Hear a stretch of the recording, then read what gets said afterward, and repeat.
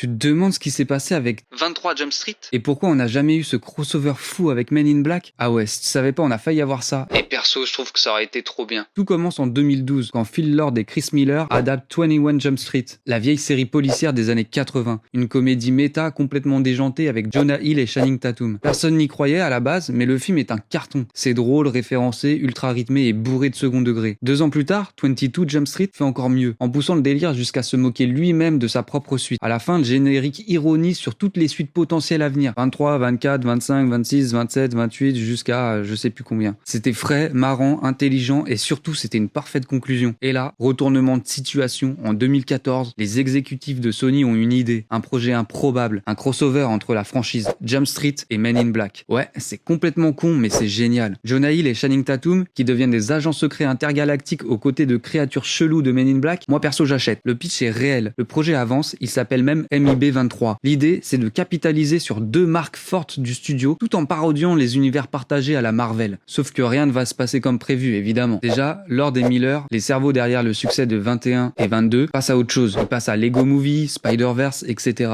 Donc il n'y a plus personne pour garantir la qualité et la cohérence. Ensuite, le ton même du film pose problème. Men in Black est une franchise plus sérieuse, tandis que Jump Street est purement parodique. Mélanger les deux, c'est risqué. Enfin, d'après leur dire, perso, je trouve pas que Men in Black c'est sérieux, mais bon, ça, c'est leurs arguments. Jonah Hill lui-même finit par se dire que le projet est trop compliqué à faire. Le projet traîne, change de main, se perd dans les couloirs de Sony. On planche sur des versions du scénario où les flics de Jump Street deviennent des agents MIB infiltrés dans un lycée extraterrestre. Tout est prêt, sauf la volonté. Le studio finit par laisser tomber, préférant relancer Men in Black avec un soft reboot à chier. Men in Black International en 2019 avec Chris Hemsworth et Tessa Thompson. Qui est un échec critique et public, en même temps, c'est normal vu la daube que c'est. 23 Jump Street, officiellement, il reste en développement, mais tout le monde a tourné la page. Tatum et Hill ont évolué, Lord et Miller aussi. Et quelque part, 22 Jump Street était déjà une conclusion parfaite, ironique, absurde et consciente de sa propre fin. Bref, c'est une suite qu'on verra jamais, et franchement, quel gâchis, quel dommage.